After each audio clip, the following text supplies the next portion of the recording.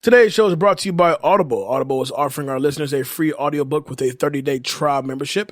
Just go to audibletrial.com/beat and browse the unmatched selection of audio programs. Download the title free and start listening. It's that easy. Go to audibletrial.com/BEAT.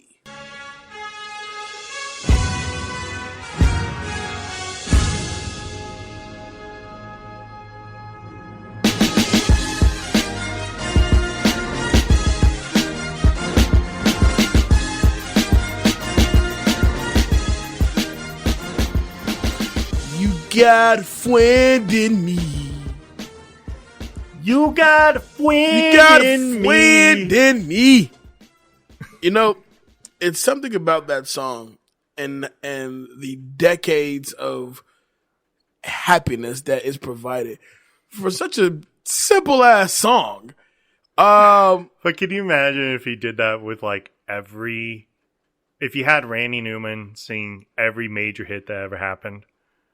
Right. Now, see, here's the thing. Like, Fat man in a little coat. What if, like, Randy Newman did, like, Migos records? Or Quavo. He goes,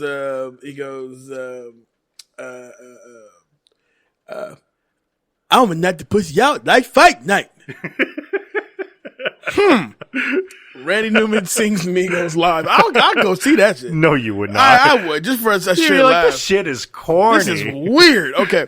Welcome back to Classics, everybody. The cinematic movie podcast that takes you back to the iconic films of 20 years ago, right here on the Big Three, iHeartRadio, Spotify, and Apple Podcasts. I am your guy, Jay Alonzo. With me, of course, he is Danger Neff. That good old deal? Danger Neff. What's good with you, man? It's been a long week. Yeah. But it is also my birthday week. It is your birthday week. You're getting old. I'm getting up like there, man. The rest of us. Yes. It doesn't stop. It doesn't slow down for nothing. So this is a big, 3-2? The big 3-2. The big 3-2. I turned 32 this week. Boy. Gonna be doing some stuff this week, hanging out with the fellas. You will be also joining us as well. I was so glad to be part of this barbecue. Yes. Dave gets a plate. But today's special. Today is definitely a special day. Well, you know what? How was your week before you get to that specialness? Yeah, I'm working. I'm working, and I'm chugging along, and I'm watching this. This is how lame of a white guy I am right now. To pass the time at work, I literally turned on the impeachment hearings and watched that. And you were all into that thing. No, I wouldn't say I was all into it, but I know what happened. but yeah, so I mean that was my week. All right. So catch any movies? Not this week. No, not this week. I think the big talk that's been out there ever since Disney Plus launched. We haven't even really covered our review of Disney Plus. But I don't really think there's much to cover because in terms of like original movies, there's not original movies. Like they got the cool stuff on there. Your gargoyles, your dark. Binge watched it. Oh yeah, binged watched it. Darkwing Duck. X-Men. And X-Men, and all of that that's included. Mm-hmm. But the one thing that's been kind of the talk of the town, at least on Facebook, has been the Mandalorian, which is the original, the original like live action Star Wars epic, and it kind of follows like it basically kind of follows whoever Boba Fett's like I guess race or tribe is, and like the one individual that's like in between there, but it had like the best shock in the world at the end of the first episode. Yeah, and like it's been all over the place now. Yeah. I got boomers out there that are pissed because they're like, oh, they brought back like there's a young Yoda out there, and I don't know what streaming is. Okay, boomer. Well, you know what? I'm not gonna lie to you. I popped the first show in, and I was getting ready for work, but I watched it as a I'm like, let me sit down for a second, kind of take this in because like it's number one, it's action heavy, which is great. It is. But Pedro Pascal as Mandalorian is awesome. I mean, you don't see his face. but he has so much personality. I'm really into it. The second episode is just as good. Yeah. Now, my overall thought on Disney Plus, I was getting when they had officially announced that it was up and running. And I'm with you. The original content that's on the actual app, nothing to be, too hyped about for the original films. I heard a friend of mine talk about the Jeff Goldblum show. Love it. And I haven't seen it, so love it. I love Goldblum, so I've just been watching anime and impeachment hearings. That's all I've been doing. But yeah, man, like it's pretty exciting. But I don't really want to focus on Disney Plus this episode. I want to focus on you, because for those of you who don't know or have not followed Back to the Classics since day one, today, or actually yesterday, is the 3-year anniversary since this show is launched. Now, obviously, I came in about a little over a year and a half ago now. Mm-hmm. It'll be 2 years for me, I think in February is what it is. So I'm coming up on my 2-year anniversary, and this has been kind of our thing. But really, this was your baby starting out, with Beat Network kind of kicking in. So I want to talk a little bit about you getting up to this point, and then what the future kind of holds, not only for Back to the Classics, but also where Beat is going to kind of go from here. So let's talk about this real quick. So this was recorded in Los's bedroom. We're going back in the day. We're going way back, and this was you and Kay. Yeah. Who started this, and what was the first movie you ever did? Shout out to Kay Williams. November 18th, 2016 was the first episode of Back to the Classics in which we covered Space Jam. You said November 18th, so that's today, isn't it? That will be yesterday. Oh, no, you're right. As we're recording the show, by the time you hear the show, it will be way past that day. But as we record the show, yesterday was the official anniversary of the show. Right. It was me and Kay. We recorded this in our mom's spare bedroom. You know what? You're absolutely right. Well before the other thing. Because my first recording was at your mom's place. Was at mom's house, yeah. And it was like super late at night, and she was already in bed. She just told us to shut the hell up and keep it quiet. And we did what we could. Right, absolutely. And really, the idea, the concept for the show, came when Los just graduated from grad school, and he said, "I got this idea for a media thing," and he thought of me to put together something. Obviously, the noise came first, and right. I had this thing. I was coming from California, and I wanted to still be in the business as far as entertainment, but I was also a father at the same time, so right. I had to kind of make some sacrifices. So I came up with this concept with this show, and I didn't think anybody would really care. I just wanted to talk movies all day. Right. And the coolest thing was once we launched, it just took off. Huge shout out to Kay Williams because he was, the first co-host we had, and the guy was nothing short of brilliance. Fortunately, scheduling and timing, couldn't keep him on the show with us, but we had a great launch with him. Since then, we've had amazing guests, and then of course a year and a half down the road, you joined. You know what I mean? So. Now the future of the show, what I predict is. So hold on. Let me break this down just a little bit. So the first movie you ever did was Space Jam, mm-hmm. right? Leading up before you brought me along, what was your favorite one that you covered during that period? We covered, I want to say, if I am not mistaken, we covered, Love Jones. We covered Love Jones, and Love Jones happened to have our special guest, Angelique Bates, from All That fame. Don't ask me how I got her on the show. I still don't know how we've made that happen, but reached out to her. We was not known yet. We're probably about, at this point now, about give or take about 10, 15 episodes in, and reached out to her. She was down for it. We exchanged phone numbers, and that was that. So that was like my first, known celebrity to be on the show, and it was fun because she was so down for it, you know what I'm saying? And then, truth be told, my next favorite show is Good Burger, because that's when you made your debut on the show. Right. That was the first show we did, right? Good Burger, right? Yeah, that was because no.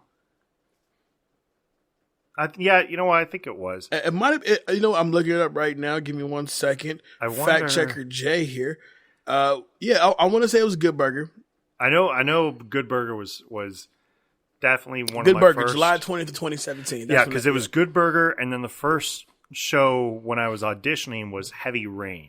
Hard Rain. Hard Rain. Yes. I'm thinking of a PlayStation game. Hard Rain. and it's those moments like that to when we come from Vegas, so we live in a city where unfortunately certain people have this mindset to where they want to be the ones to put the city on the map. They want to be the ones who do it by themselves. They don't want to collab. They don't want to. No, of course not. They want to be the ones. I did it by myself. I was one of the originals from Vegas. Exactly. They want to live this 1990s hip hop dream of Compton, coming straight out of Compton, and that's what they want. Mm-hmm. But the world that we live in now, I don't think really runs kind of that way. No, it really doesn't. And you do realize like you do need, you need someone who shares the same passion and expertise as you, and someone who can give you a genuine conversation.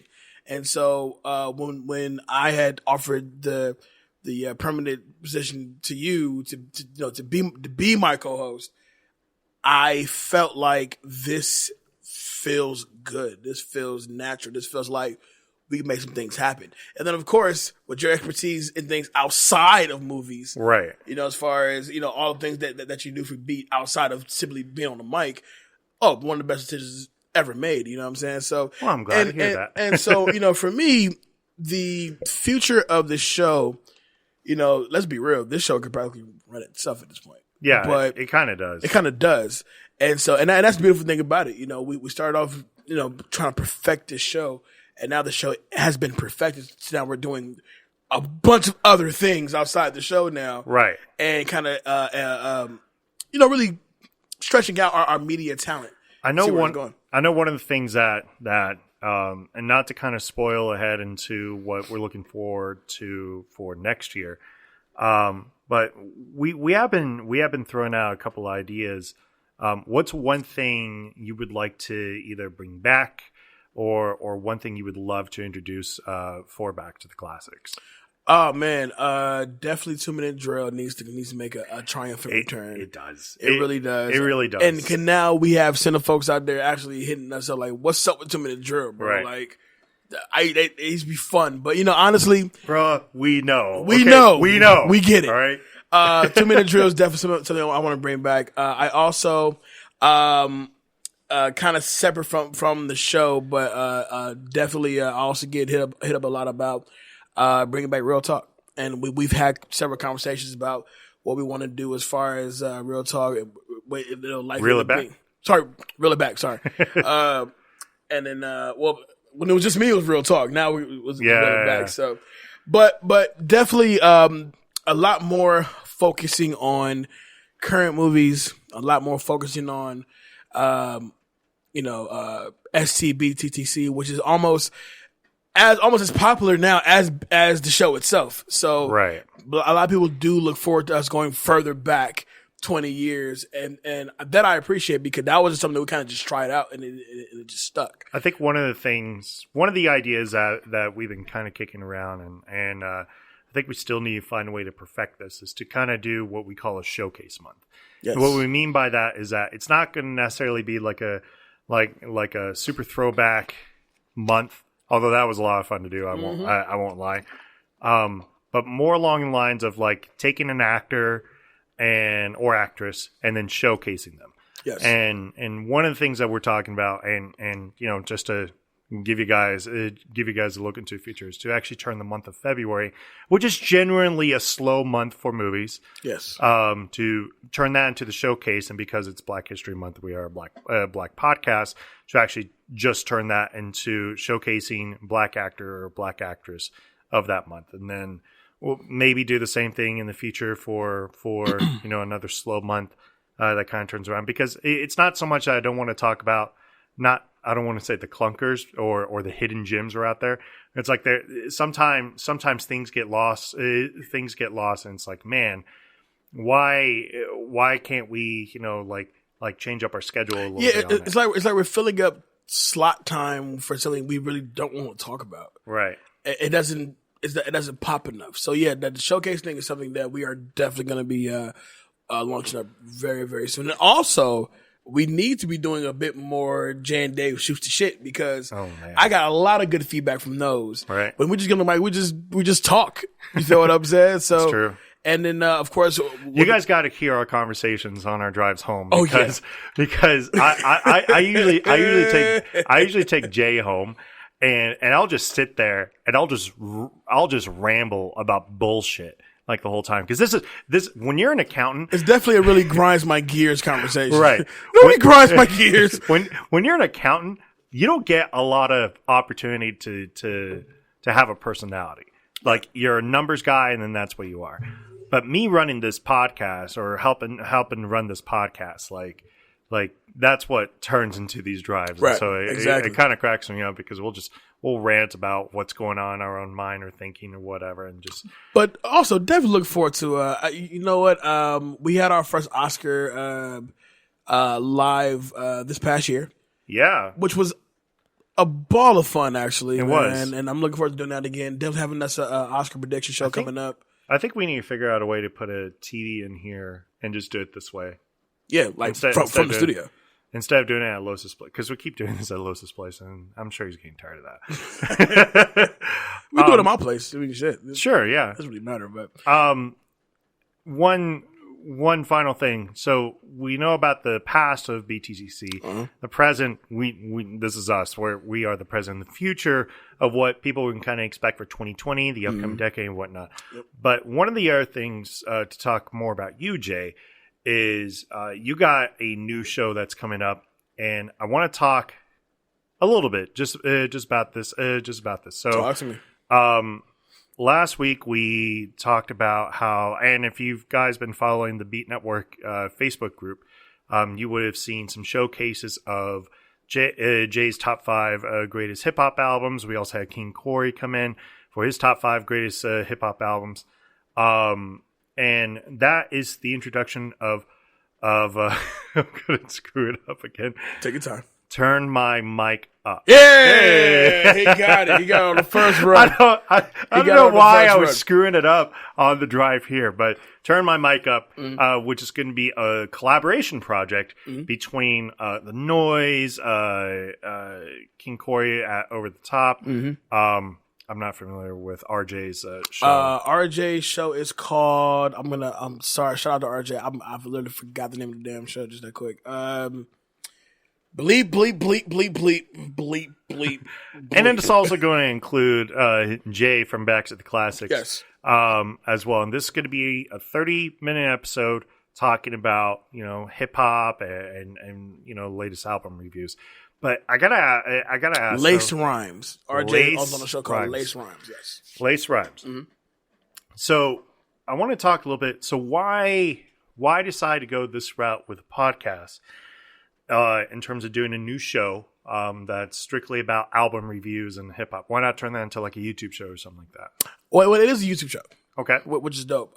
Now, why did I decide to join? I decided to join, funny enough, because of you, Dave. Really?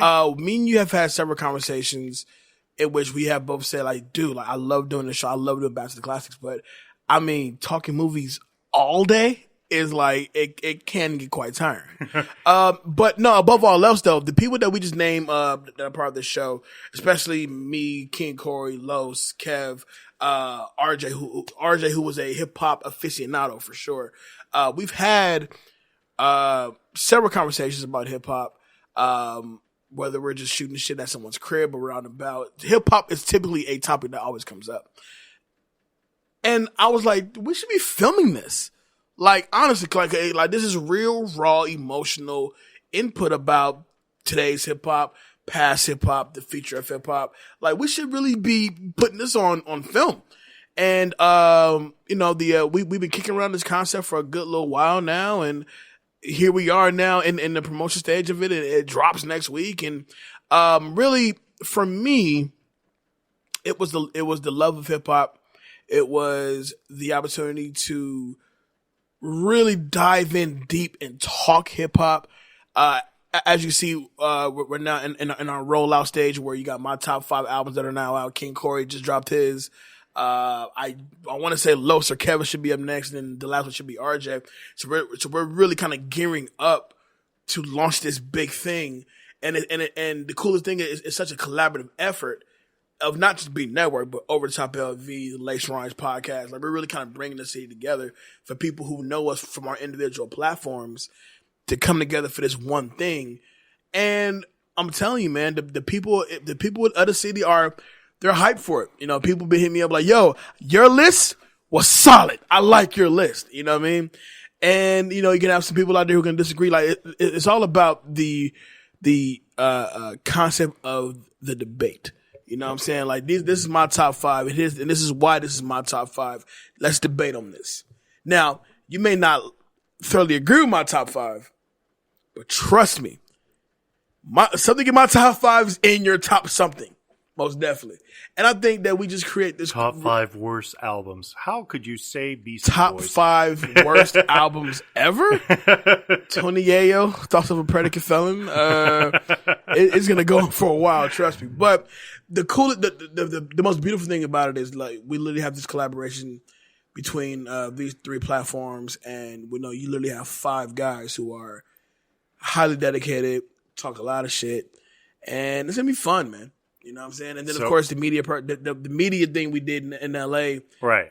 Also definitely pushes that narrative as far as, like, doing something outside of BTTC. So one last question: what sort of sneak peek can you talk about with this first episode? Is there a topic that's going to be out there? I'm not supposed to say anything as far as what the first topic is going to be.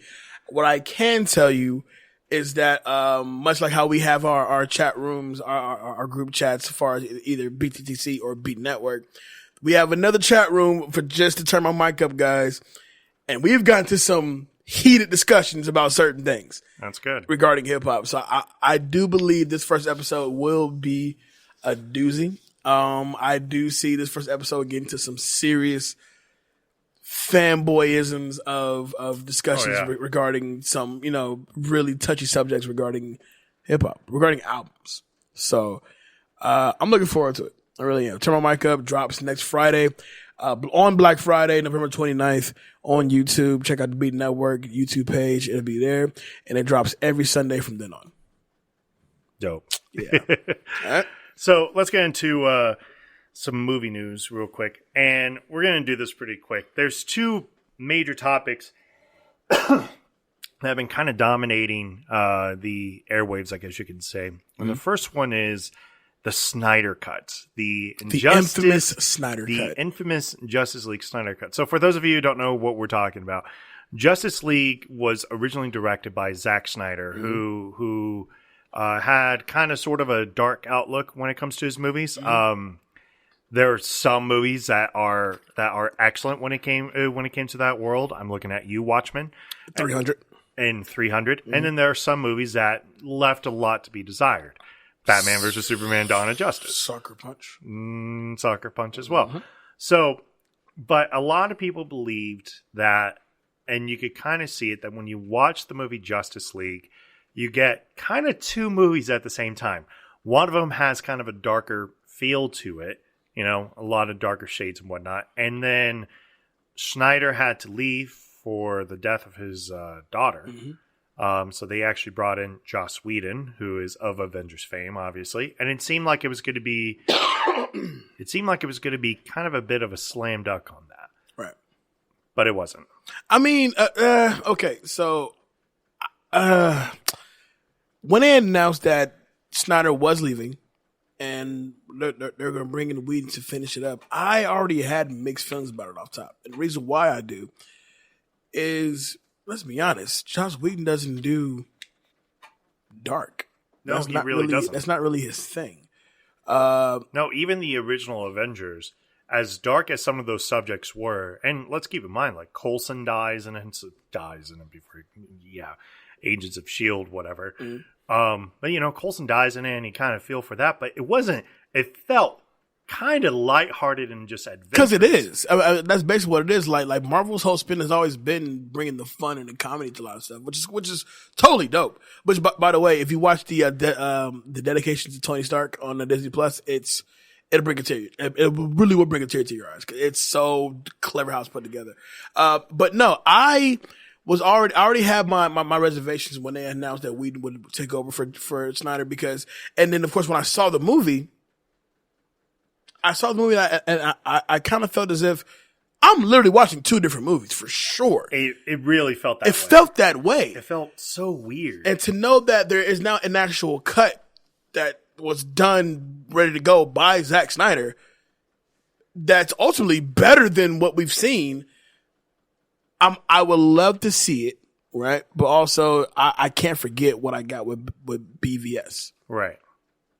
I kind of feel you on that. I mean, let's be honest. But we know Gal Gadot's calling for it. Affleck's calling for it. Red Fish is calling for it. The latest was Manganiello. Momoa's calling for it, you know. So release a Snyder Cut.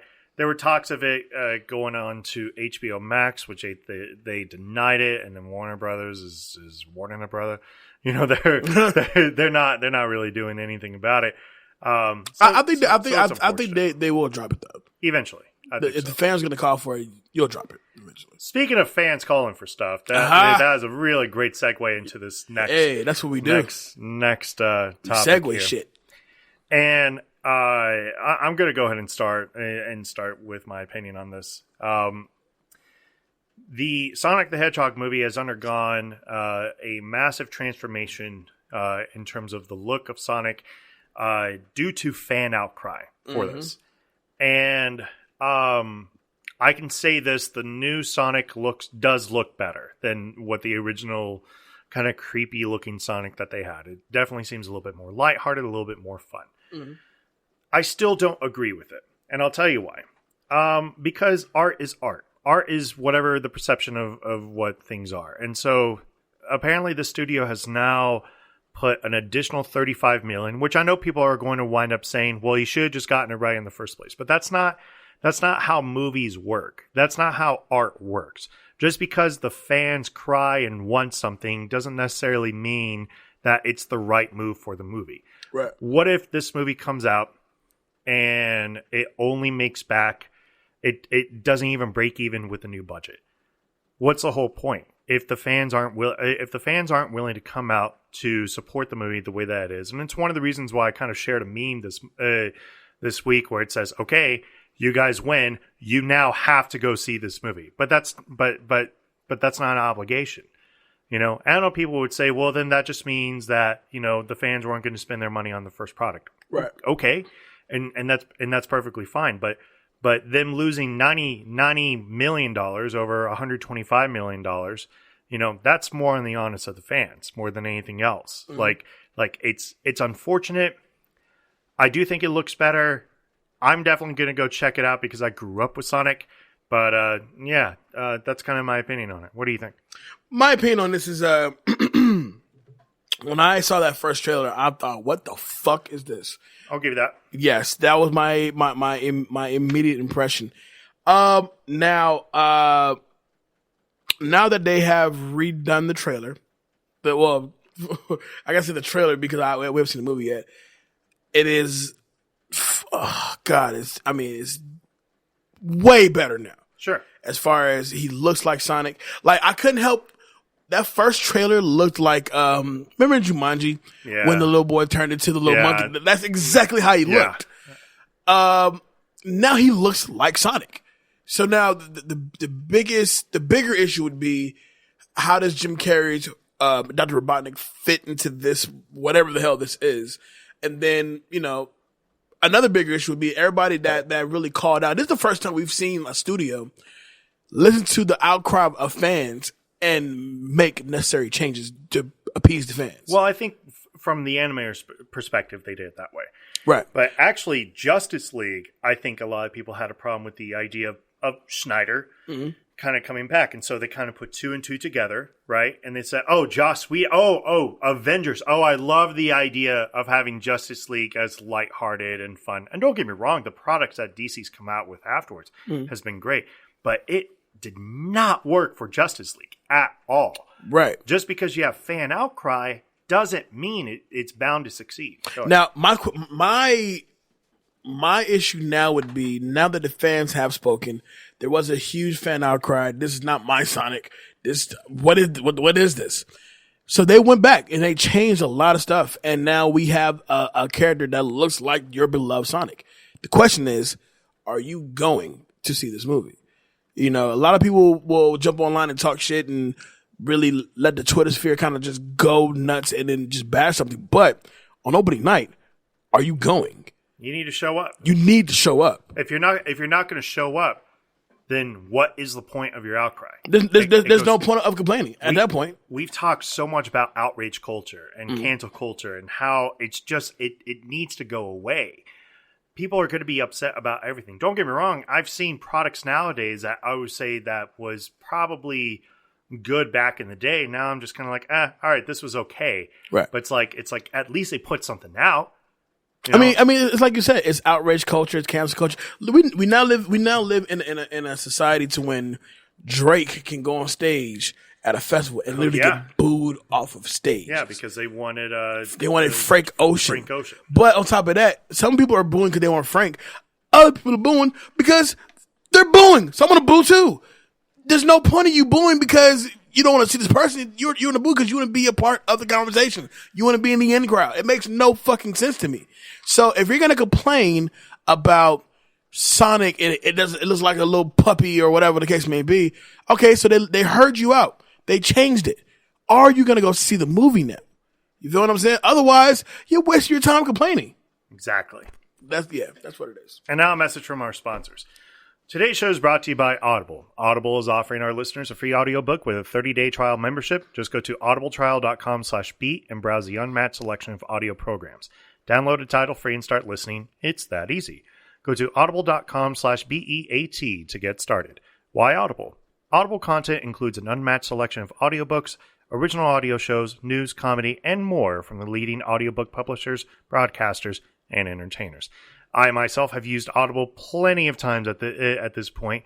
There's a fantastic original with Billy Crystal called Have a Nice Day that I wound up listening to. Mm-hmm. Has a star-studded cast. It has like Kevin Kline and Annette Bening and all that. And it's like an hour and 40 minutes, and it's definitely worth a listen. To download your free audiobook today, go to audibletrial.com/beat. Again, that's audibletrial.com/BEAT for your free audiobook. Well read, sir. Thank you, sir. Well read, sir. So I'm getting better at this. Yeah. I feel like I'm in third grade again. And you know when you're like in like those column rows and whatnot, and you're counting out the rows and columns, and you know what section of the book you're going to be reading, so you're just like saying it in your head, like, okay, this is what I'm going to read, and then you're practicing it in your head. That's what this feels like now. I felt you. Here we go. Ow, right. Now, brown cow. Ow, now, brown cow. Brown cow. Unique New York. So if you didn't have the clue of what movie we're covering today with our fantastic intro to the great Randy Newman, you got a friend in me. We're taking it back to 1999. I cannot believe it is 1999 for this movie. But, I mean, thinking about it, the first one came out in 95. 95. So, yeah, we're dating ours. When I told this to Los and Rach, they were like, that movie's 20 years old. I was like, yeah, it kind of is. Yeah. Even more wild. We're talking about Toy Story 2 today. Original release date, November 24th, 1999. On my birthday, the movie came out. That's solid. That's solid. Shares opening weekend with. Celebrate 12 years old on that day. Yeah. You were 12. Yep. Shares opening weekend with End of Days, Flawless, and Mansfield Park. I'm not even gonna lie. End of Days is a good movie pleasure for me. It is for me too, because it has one of my favorite insults from Arnold. He's all like, "You're nothing but a choir boy compared to me. A choir boy." He's saying this to the devil. Yeah. Oh yeah. He tells the devil to "You're nothing but a choir boy." What is he like? Fuck off! Yeah, loved it. And also, End of Days has a song from Limp Bizkit that I just love. It's called A Crush on the soundtrack. Oh, I had a soundtrack to this movie too. I know it. Production budget $90 million with a box office total of $497.4 million. Currently at 100% on Rotten Tomatoes. Nominated for 1 Oscar, Best Original Song for When She Loved Me. I don't know who it lost to though. I don't know who it would lose to either. Yeah, I mean, when you throw anything Toy Story and Randy Newman in there, just give it to him at that point. I don't know. It depends on the song. Because 99 was pretty big for music. Like what? Well, you know, all For the movies? Yeah. Like American Beauty? No. I know, because I know American Beauty. If you guys haven't noticed, we're not going to cover American Beauty We're not. On this show because I have so many problems with that one winning the Academy Award. It won Best Picture, didn't it? Yeah. It won like Best Actor over Denzel for The Hurricane. How dare thee? Like Cider House Rules should have probably won Best Picture, but it was too controversial because it involved with black people and abortion. Yeah. Yeah. 100%. Whatever. Who cares? So Toy Story 2. I can remember when we went and saw this movie in theaters. You'll Be in My Heart, by the way, was the winner. From what? Tarzan. Tarzan came out in 1999 also. Oh, the animated one, yeah. Yeah. Huh, that's crazy. Okay. You'll be in my heart. That song? Yeah. By Phil. Holy shit! Oh my god! Oh my god! Just thought about it. That's from Tarzan? Yeah, that's from Tarzan. Well, I thought that song What did you think that was from? An old Phil Collins record. No. That's Phil crazy. Collins would produce that? That's crazy. I mean, yeah, sure. He wrote the music and lyrics. From this day, that song? Yeah, dude. How do you not like oh, wow. Now thinking about like the music category of that era, like You'll Be in My Heart won, and then Blame Canada from South Park was also in there, nominated for an Oscar. Nominated for an Oscar, South Park. Blame Canada. Blame Canada. When they perform, because remember, they have to perform each and every one of these songs at the Oscars. Yes. And you know who performed it at the Oscar that year? Who? Robin Williams did Blame Canada. It wasn't that great, but it was still fun. He himself was from Canada. Of course, yeah. Of course. So you tell me about when you experienced Toy Story 2 for the first time, and what did you feel? So obviously I was overseas. So this was 1999. So this was before the millennium. Mm-hmm. You know, it's ironic because I think I actually before Will 2K. Before Will 2K.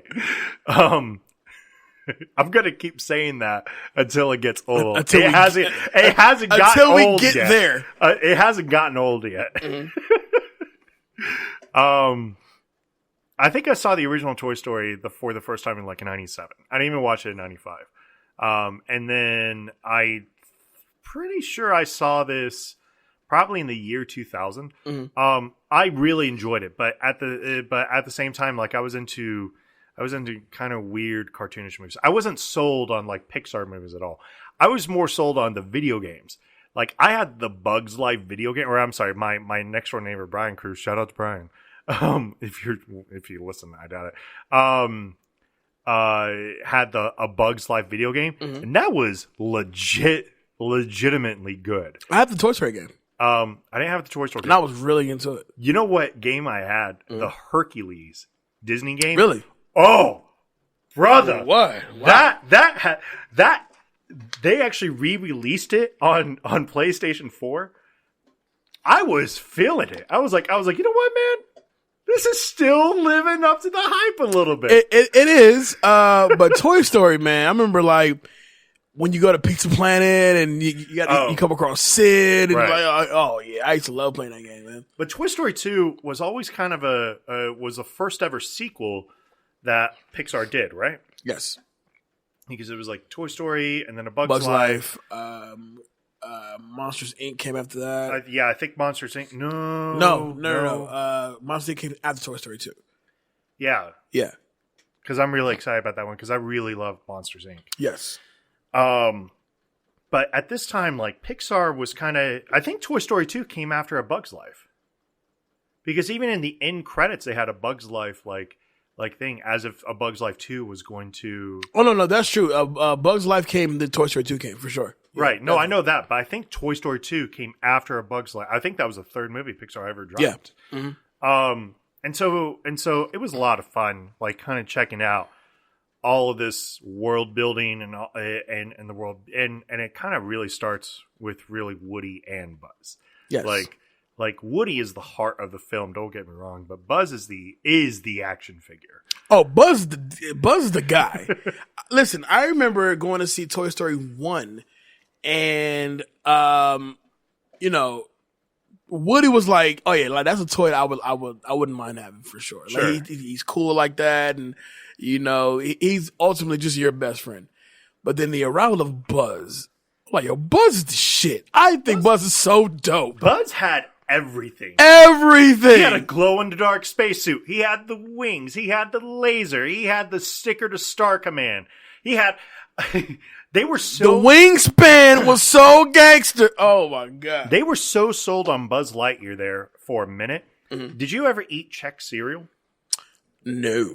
Okay. I can't say that I have. So during this time in the video game world, they used to do these things where they would attach a PC game to like a cereal game that was produced by that cereal, and so on and so forth.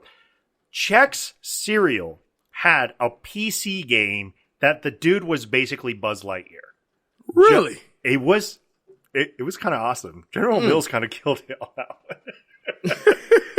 All right, okay. This is my pathetic life in Italy playing Chex video games. You did nothing else with your time, man. Nope, nothing else at all. You want to know why it took me so long to mature? Because I was playing Chex video games. Okay, so this movie has one of the dopest openings I had seen in a while. I remember, like, when the movie starts, it starts like a Space Command vibe, you know what I mean? So, and it's Buzz, obviously, the star of the last movie. Buzz, in action, going up against Zurg, and it's so cool. Like, it's action packed. I'm not kidding. Are you really not kidding? Oh my god! I'm not kidding. It really is. Let me see that. Is that a Chex Quest video game? Yes, it is. Sorry, this movie really kicks off amazing because it does start out like. He's really not joking. Tabs, and he's wearing a Chex.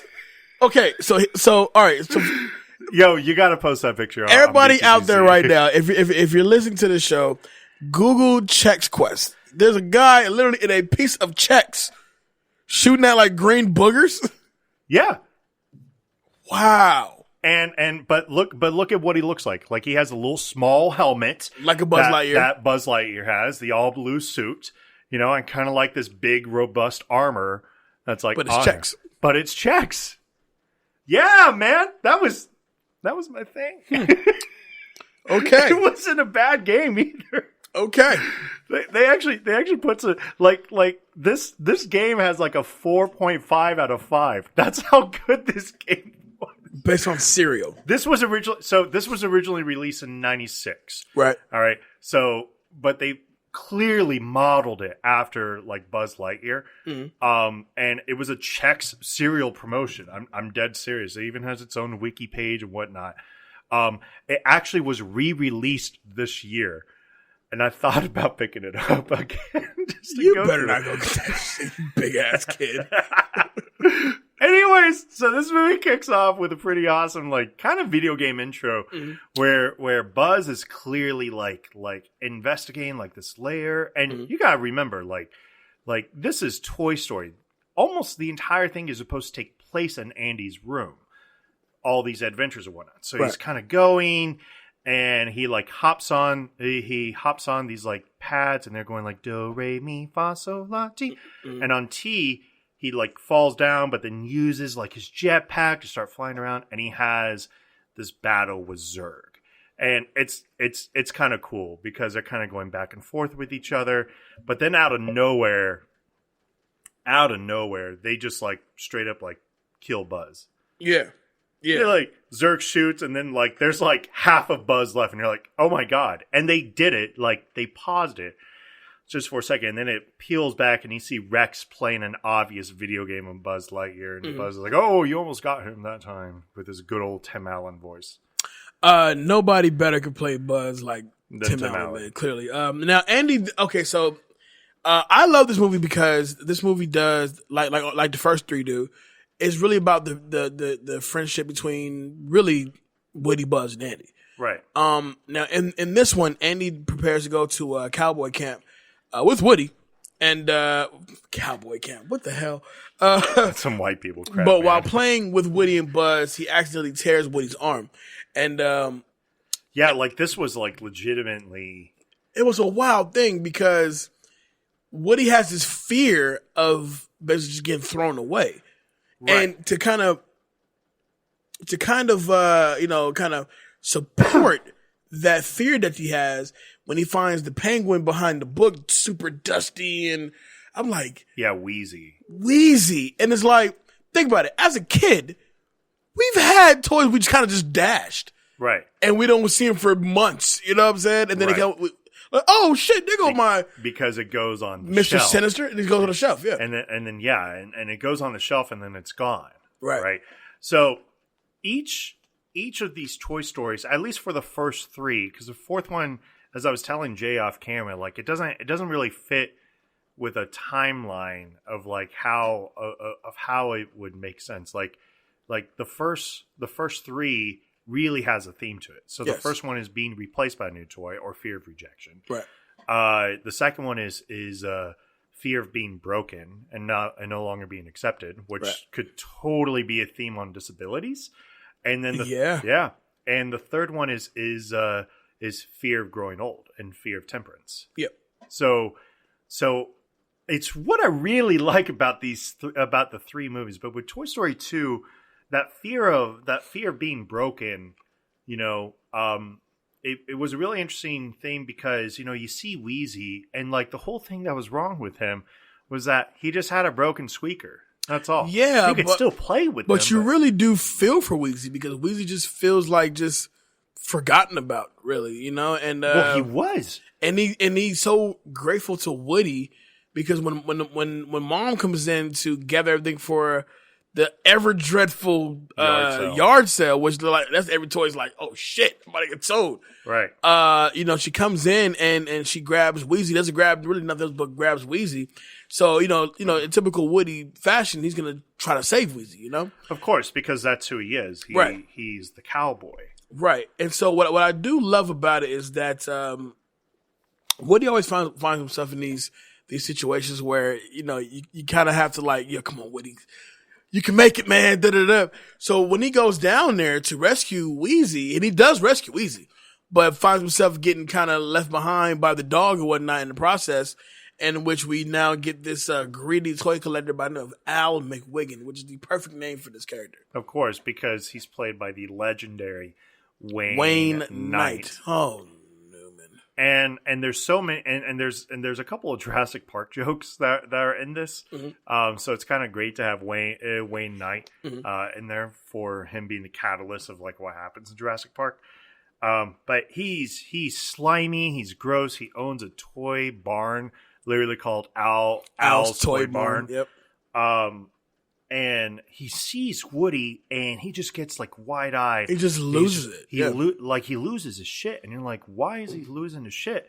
And you come later to find out that Woody's like a rare toy, like an absolute rare toy. He's all right, he's a little scuffed up and whatnot, but if only he has his famous red velvet hat. Oh my god, he has that!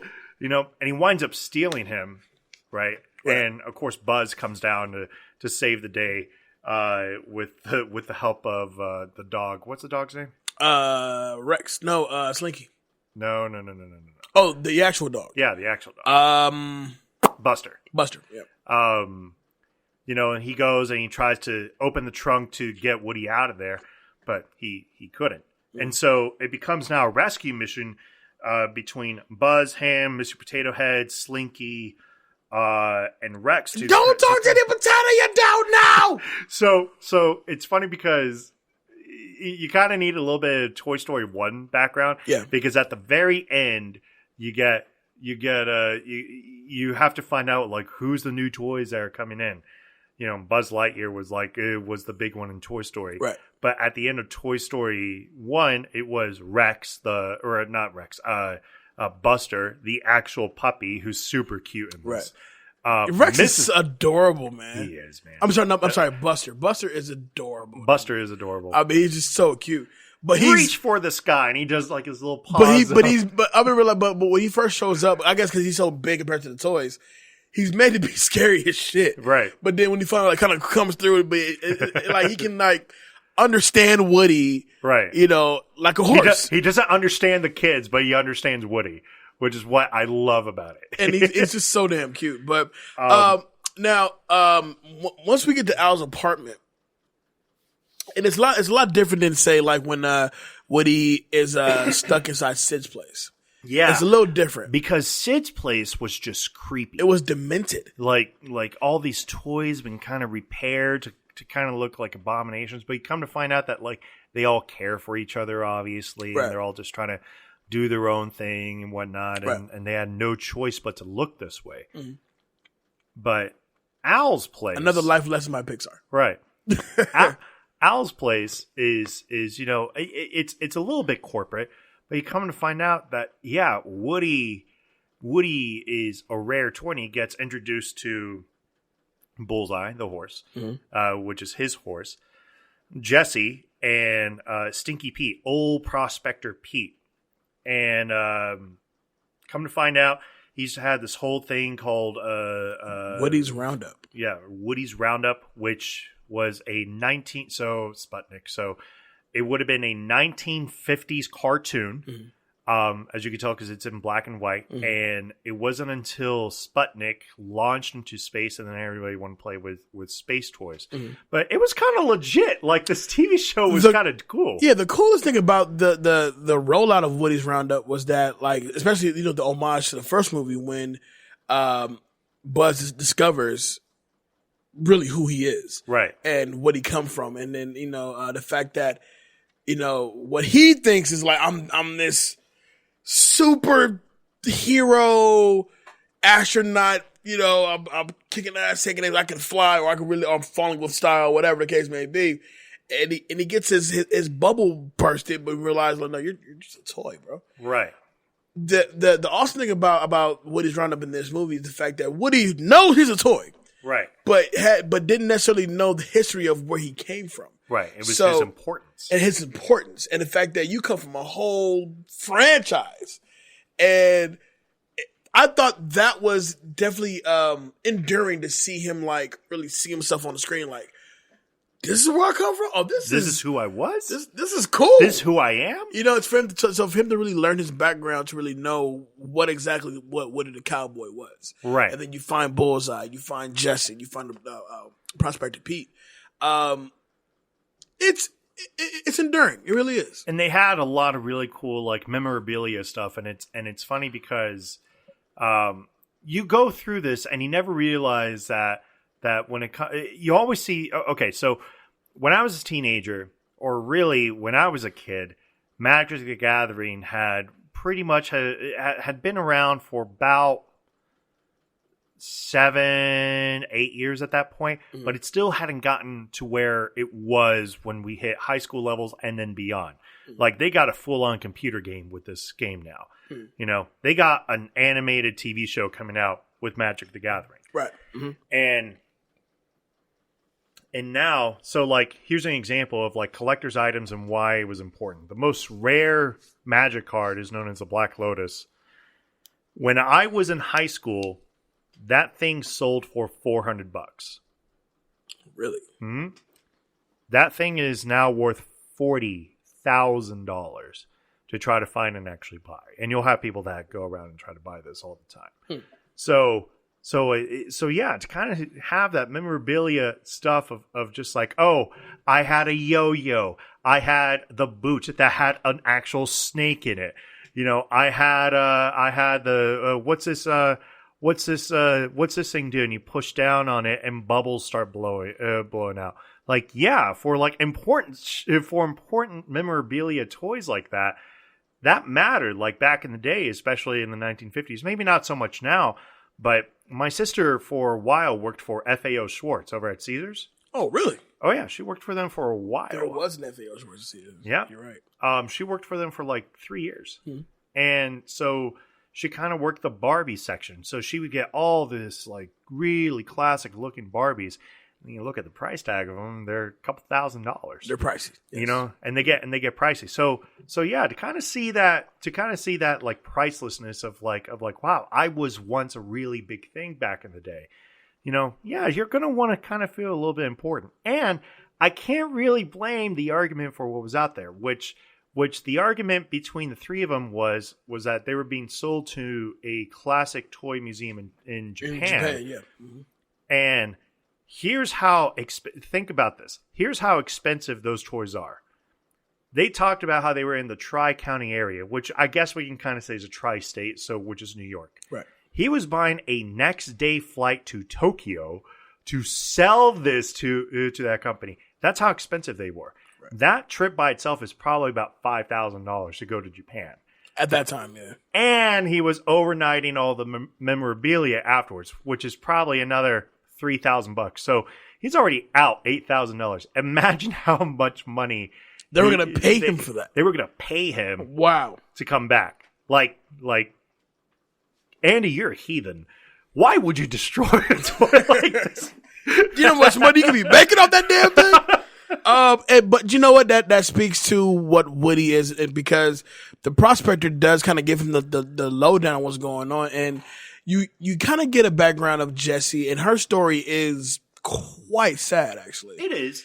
And same thing with Bullseye, but you know his intent. And I love how they're bonding for a second, but then once you realize what they intended, like I'm not going to no museum. I'm going back to Andy. Right, of course. You know what I'm saying? Because I have a child who I belong to. Mm-hmm.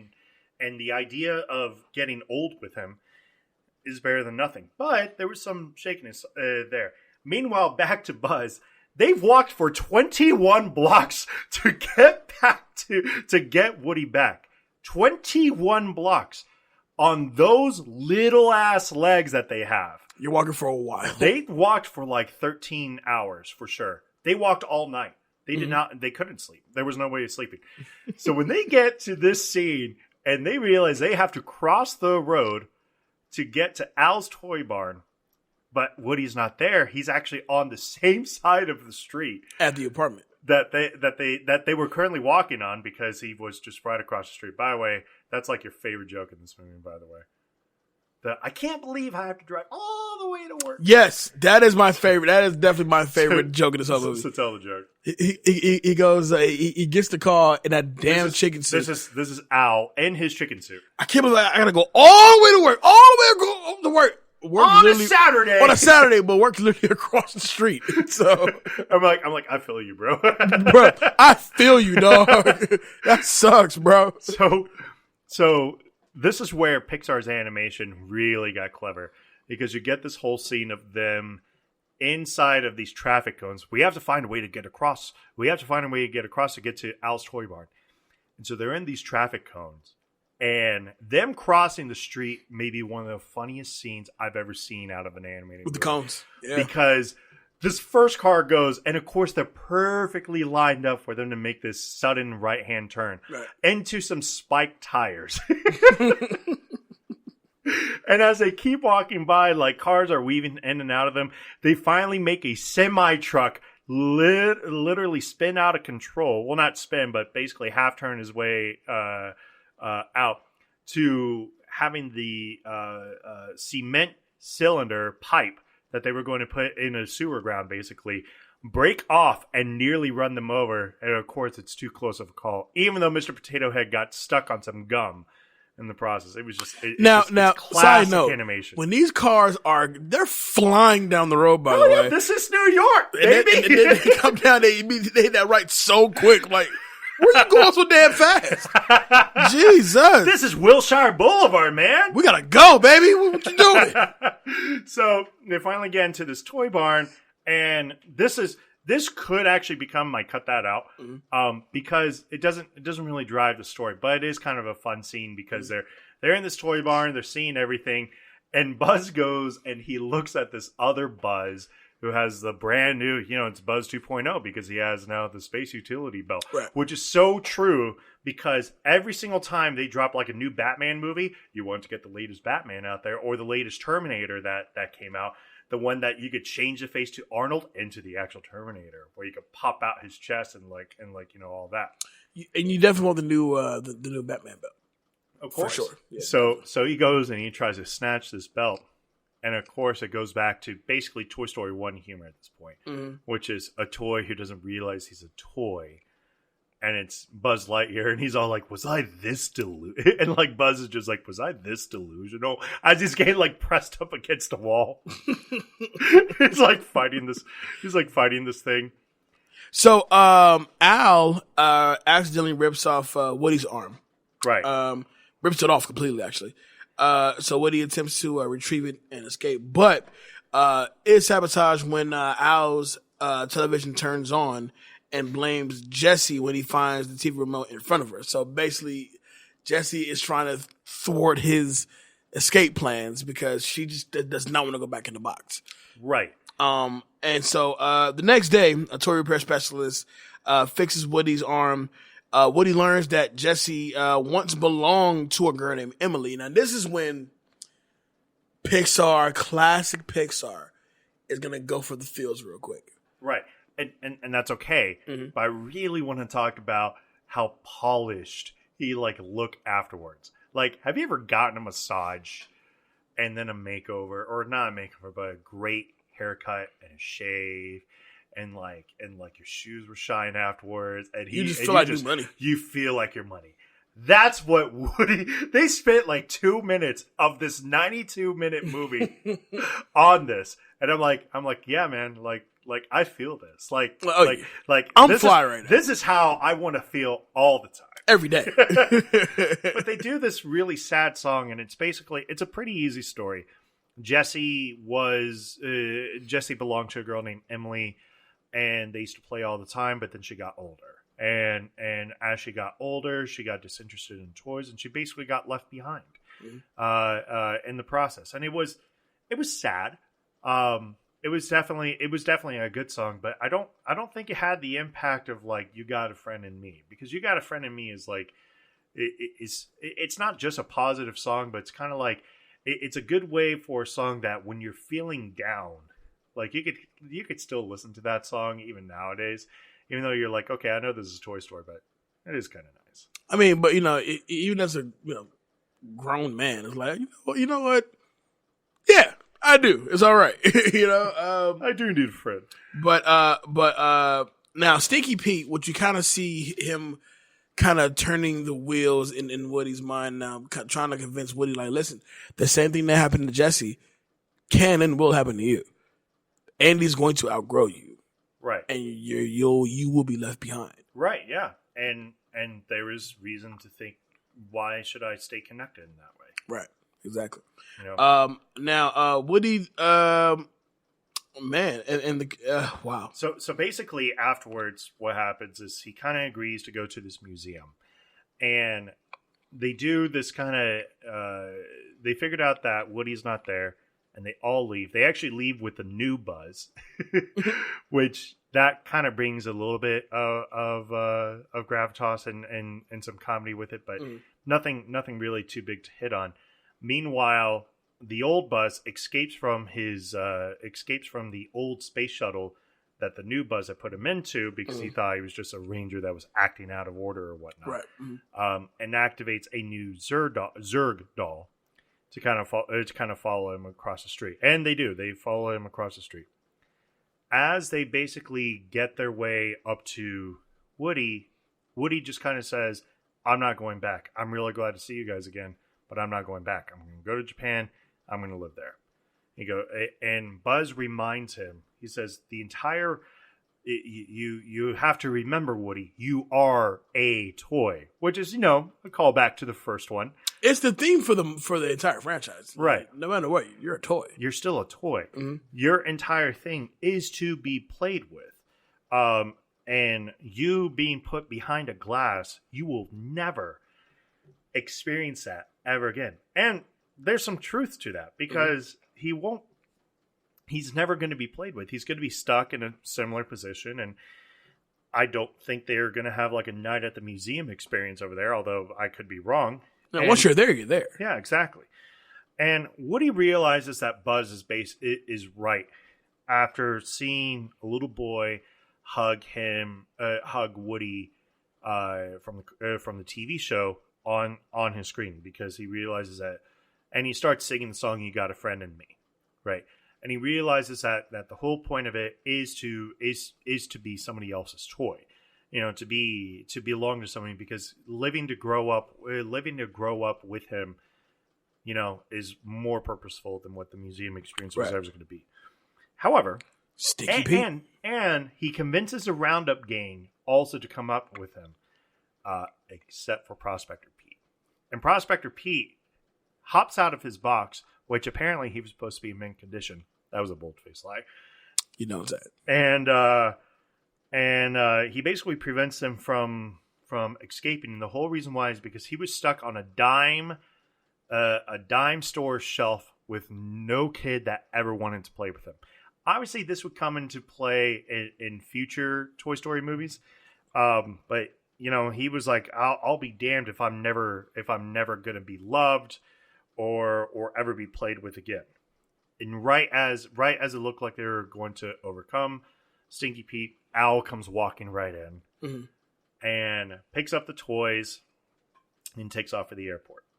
So, Andy's toys pursue Al, but of course they get caught up by Zurg.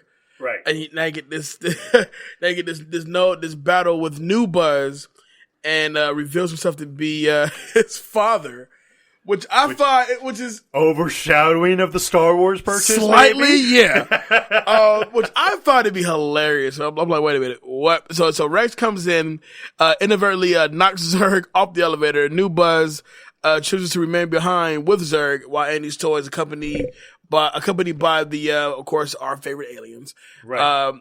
They steal a Pizza Planet delivery truck and they fall out to the airport. So, hold on. They steal this Pizza Planet truck, and they all got to figure out how to drive move it. And this is a stick shift. They got to figure out how to actually drive it. I'm like, you know what? For your first time ever driving, Not bad. yeah, not bad. You did it. You didn't kill anybody. You hit a curb, but that's okay. Like I know regular people do that. Gwen. Now, this is where things get kind of crazy, because Stinky Pete, which is definitely working on to be my That Full Award for sure. Stinky Pete rips Woody's arm off. Part of it. Well, part of it with his pickaxe, but the toys subdue him, place him in the inside the little girl's backpack. And this is hilarious, because he gets well. You want to know what it's going to look like to be played with? You're about to see it. And so he gets stuck into this little girl's backpack, and she's stuck next to a Barbie whose head is turned one way. She's all like, "You're really gonna like." I can't remember the little girl's name. I'm gonna say Daisy. You're really gonna like Daisy. Turns over. There's all this like face paint stuff on her. She's an artist. And they just gotta say, "Go, oh no," and then that's pretty much the end of Stinky Pete. In this process, they're still stuck at the airport. Jesse is still stuck in this little green box, which is of course getting loaded up onto this airport, onto this airplane. Buzz and Woody, with the help of Bullseye, which is a little like, really, like, Bullseye's fast enough to catch this moving vehicle. Bullseye's fast enough to catch it. Bullseye's fast enough to catch a plane. A plane has to go like 300 miles an hour just to take off, right? Right. And here you are with your small legs. Little legs, running as fast as you possibly can. You are running as fast as you can. Winds up catching up to Jessie. Explains to her that Andy also has a daughter, and and they basically everybody escapes Right. in the process. The next morning, actually, I kind of laugh because they all get into Annie's room just in time for Annie to come back from cowboy camp, and you know, the new toys are there, and so Annie, of course, thinks his mom just hooked him up with some new stuff. Yeah, just get some new toys. What is funny, I don't know if you got this, but if you look outside of Andy's room, you actually see that airport carrier of like all the luggage and suitcases just sitting outside the neighbor's like driveway. Like the neighbors come out and they're just like all confused, like who drove this here? Why is this here? Who drove this from the airport here? Wheezy has his squeaker fixed. Andy fixes Woody's arm. Yep. And meanwhile, Owl is upset in a new commercial after losing. He's crying. He's crying his ass off because he just dropped $8,500. Good hell, Tony Morgan, fuck this shit. He's upset because he lost Roundup Gang. And the movie does wrap up very well with Woody telling Buzz that he's no longer worried about Andy outgrowing him because they still have each other for company. Right. Which is kind of where I get now, knowing that ending, a little irritated with 4 now that I think about it. Yeah, I can meet you halfway with that one. I just thought 4 was executed so well though. 4 is a good movie. Mm-hmm. It's just it doesn't really fit with the growing old with your toys and whatnot. Like, at the end of the day, you're all boys. Right. You're all friends. Because the third one did a really good job of like saying, well, toys get broken sometimes and they get donated, and you see that with Woody like kind of having like a existential crisis moment there when Bo Peep is gone. Mm-hmm. And yeah, it's a little sad. Right. So that's why 4 kind of irked me just enough. But you knew we come across Bo Peep again though, for sure. Right. Yeah. Spoiler, but it doesn't matter.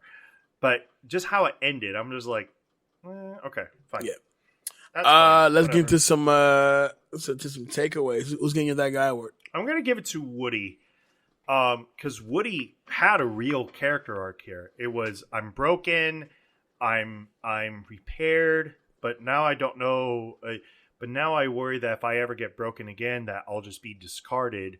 So I'd rather be somewhere else. But then realizing how much I loved being a part of this person's life, so I decided to go back. And me growing old with my friends is better than anything else. That chick award. I'll give it to Jesse. Bo Peep needed a little bit more, but because they were just kind of flirtatious. Mm-hmm. But Jesse also had a really good character arc. I was abandoned, and now it seemed better that I'm going to be beloved by all and preserved in perfect fashion. But really, I just wanted companionship again from someone who understands. That full award. Yeah, I'll give it to Prospector Pete because his arc was literally, I was never played with, and now I'm going to ruin everybody else's life because I'm never going to get played with. Because. But when he realizes he's about to get played with a little girl, he's upset because she expects him to, he doesn't want to be drawn on, basically. Cut that out. I am going to do it. I'm going to cut out the whole little arc of Zurg and New Buzz.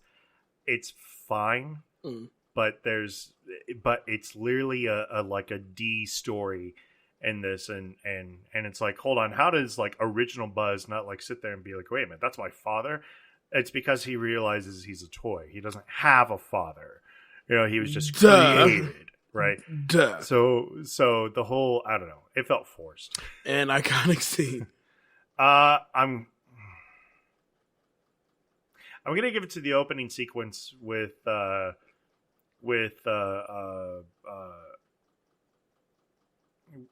gonna give it to the opening sequence of when Buzz, Woody, and and the pig and Mr. Potato Head, and they're all playing with each other, because it's Andy's imagination, and they're all playing with each other right before his arm gets, ripped. Because it's exactly what they all look forward to. It's like it's their favorite part of the day. It's the thing that they look forward to more than anything. And yeah, I feel that. Okay. My guy, who's getting your That Guy award? That Guy award's gonna go to Woody. You always rely on Woody to whatever lesson that Woody learns, you as an audience member learn it as well. And you rely on Woody to be your anchor for all the movies, really. And then the crew itself is always sticking by you. You know what I'm saying? So in this movie, he is the one toy that does have a great arc. And, Woody, man. Woody's just the man. That Chick Award. That Chick Award is going to go to Jessie because she also has a great arc as well. It's tight storytelling from this one. It is very tight. Very, very, very tight. And Jesse's just a lovable character, man. Somebody who's hurt, but at the same time is not really trying to let the hurt kind of define who she is. And, she kind of just runs with it. Right. That full award? Prospector Pete. No, take it back. You're going to give it to New Buzz. I'm gonna give it to Al. Really? The reason why is because you dropped $8,500. Yeah, yeah. There's that, and really, like he just experienced the cold, hard taste of karma. Like you stole this Woody doll, thinking you're gonna come up off of it, and you just get screwed in the end. Right. Yeah, definitely. Cut that out. Cut that out. I'm gonna add the New Buzz Zurg thing. It just wasn't needed. Right. And iconic. Iconic scene is when Woody discovers Woody's rhino for the first time. That's a really good one. Yeah, that as the audience is like, wow, he's not only is he just Andy's toy, he's known out here. You know what I'm saying? So you'd be surprised how, we're more so what like you find in your closet. Exactly. Lassiter. All right. Definitely the discovering what Woody's roundup is dope to me. Absolutely dope. Let's get into some quick hits. Quick hits. Let's wrap this puppy up with some quick hits. Quick hits. There was some discrepancy with regard to the song "When She Loved Me" and its place in the film. Randy Newman expressed concern over whether or not young children would be able to sit through the 3-minute ballad, while both Tim Allen and Tom Hanks admitted to being moved to tears by the scene featuring the song. Yeah, so confession time. When I rewatched this movie, I skipped this scene. It's too emotional. The minute it started, I was because it does kind of feel out of place. It's a good song and a good scene, but man, it got a little too real. I don't want to talk about abandonment. Like, man, this sucks. Why are you reminding me of my dad all of a sudden? What's the deal? While driving around Al's toy barn, the gang drives down Buzz Lightyear's aisle. Tour guide Barbie tells them back in 1995, short-sighted retailers did not order enough dolls to meet demand. This is an in-joke and a fact. When the original Toy Story was released, toy sellers did not think the movie would be a hit, and they indeed did not order enough dolls to keep up with demand. The joke is also a self-depreciation dig at Mattel Toys, which denied use of the Barbie character in the first film, thinking it would be a flop. Boo on you, Mattel. Asses. Boo this man. Boo! One of the inspirations for the sequel was when John Lasseter was traveling with his wife and kids. When they stepped off their flight into an airport, Lasseter saw a little boy holding a Woody doll and showing it to his dad. Lasseter immediately knew that his characters are not just his, but everyone else's. When he sees the movie, Lasseter always thinks of that little boy. Okay. When the toys are playing cards during Woody's nightmare after he's been shelved, all the cards are the ace of spades, which represents death in fortune telling. Yeah, I actually knew that. I caught that, but I didn't really catch that. Don't ask why I know that. Okay. I'm looking at you like, so what's your deal? Jim Varney, the voice of Slinky Dog, died shortly 3 months after the film was released worldwide at the age of 50 due to lung cancer from smoking. Because of this, Varney was replaced by stand-up comedian and actor Blake Clark in Toy Story 3, who had actually been a close friend of Varney, which is actually, in my opinion, probably one of the best replacements for Jim Varney. I mean, you can't replace Jim Varney as Slinky Dog, but Blake Clark, as far as voice-wise, is probably about as close to Jim Varney as you're going to get. For those of you who don't know who Jim Varney is, if you've ever watched the Ernest films, Ernest, that's Jim Varney. If you don't know who Blake Clark is, he's Slinky Dog in Toy Story 3. Right, but he's him in other stuff. If you ever seen a movie called Nothing to Lose with Martin Lawrence and Tim Robbins, he's the gas station owner. When Tim Robbins walks in when his feet is smoking from being on fire recently, he goes, "You must be really fast." That part's great. Blake Clark was hold on no. Blake Clark was in Waterboy. Oh my God, he's he in is. all these. He's in all. He's like Gilda. If you ever watch 51st Dates, he's the father of Drew Barrymore. Yeah. That's Blake Clark. This was the first sequel for both Tom Hanks and Tim Allen. And the scene in the airport baggage area took an average of 70 hours to render each frame. Let me see if I can do one. Were they still on stop motion at that point? Yeah, it had to be because Wallace and Gromit was out. Yeah, you're right. Yeah. Let me see. And lastly, Andy's calendar has a big picture from A Bug's Life. Yeah. Which, yeah. Proves the point that Bug's Life came first. Right. All right. Well, Bug's Life was a weird movie because they actually had like a German accent caterpillar in there. Yeah, you're right. But then again, it didn't shock me because remember Bug's Life and Ants came the same year. Ants was so dark. Ants was really dark. God, that movie was really dark. But anyway, I enjoyed it. But that's Toy Story 2 in a nutshell. Yeah. I'd say watch all three. Watch all four.